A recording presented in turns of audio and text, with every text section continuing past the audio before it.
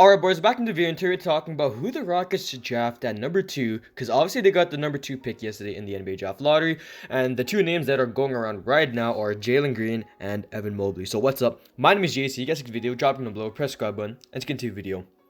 So, there's been a lot of controversy on who the Rockets should draft with this number 2 pick, obviously being Jalen Green and Evan Mobley in that controversy. So, today we're going over their positives, their negatives, and what they sort of provide to this team moving forward, and my basically thoughts on who they should draft with this pick. So, first, let's start off with Jalen Green, because I feel like he's the better player out of the two. So, over the season in the G League, he's been averaging 18 points per game, 4 rebounds, and 3 assists. Pretty good all-around game from Jalen Green. So, over the season, he's actually been shooting 30% from 3 and 55% from the field, which is actually pretty solid from him, but only shooting 57% from the free throw line. So, not really that good from free throw, but pretty good all around from the field. So, I feel like Jalen Green is definitely the better player over Evan Mobley, just for the simple fact that he has more NBA experience, obviously playing in the G League with a ton of other previous NBA players that played in the NBA. You know, obviously Jared Jack, Jeremy Lin, those type of players, but he has more NBA experience and he's more NBA ready than Evan Mobley, where Evan Mobley has played only at a collegiate level.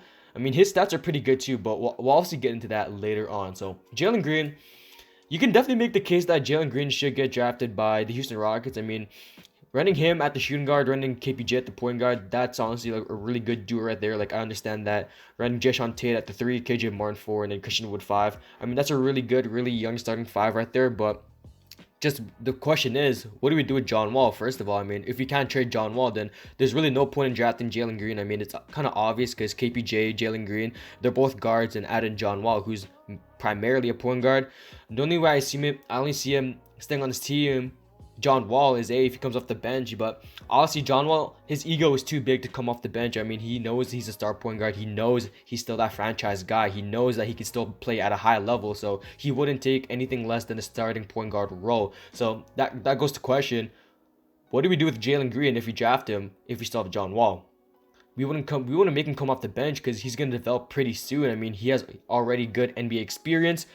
We could run KPJ at the 3, but I'm not really too sold on that because KPJ is 6'6", and the thing about KPJ is that he's not a true small forward. I mean, he doesn't play small forward at all, man. I mean, KPJ, he's a true shooting guard at best. Point guard is a secondary role. I mean, he has some really underrated playmaking ability. I mean, obviously, over the season, he's been averaging 3.6 assists. Actually, no, 6.3 assists, which is actually pretty good from him, man. I mean, compared to last season, averaging 2.2 assists. So KPJ, just running him at the 3 just doesn't make any sense. I mean, obviously, like, he's pretty I wouldn't say undersized, but he's like 6'6". I mean, it's not that bad, but in terms of like weight, I mean, he is 92. Hold on.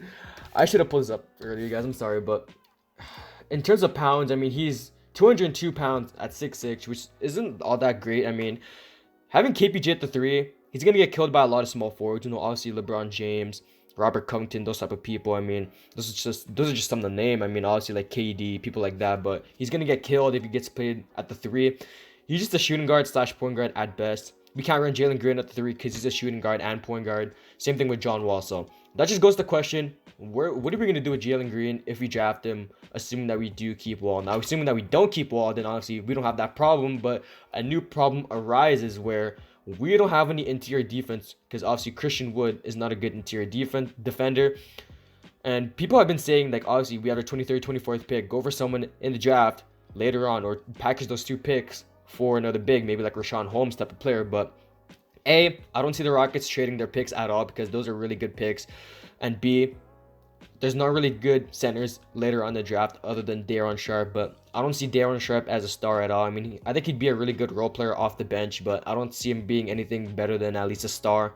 So it's just, the questions so many arise with Jalen Green. I mean, his fit, I don't really, like, I can see the fit there alongside KPJ, but the other pieces on our roster, it's gonna really mess up our roster. I'm gonna say that. I mean, like, definitely, we already have Jae'sean, KJ Martin. I mean, like, those two are solid pieces right there. Then Jalen Green, Kevin Porter Jr. at the shooting guard and point guard role. But Christian Wood at the 5, I mean, I'm still pretty sus about that because Christian Wood isn't a true center because he's 6'10", weighs 214 pounds, and he can't defend the interior.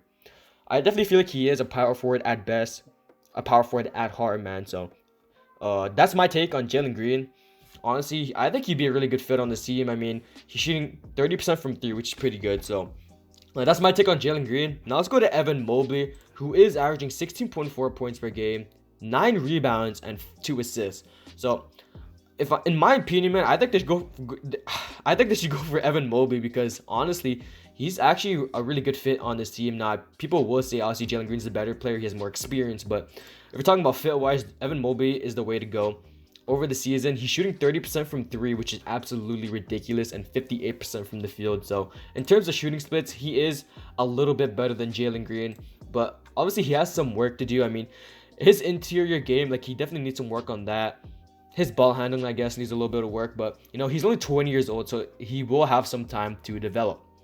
So Evan Mobley, a 7-foot center weighing 210 pounds, is also a weakness. I mean, 7 foot, 210 pounds. He's gonna get killed in the paint, but honestly, I'm pretty fine with it. Evan Mobley's already a really good rim protector, so his interior defense could use some work, but he also has some room to go. I mean, he's only 20 years old.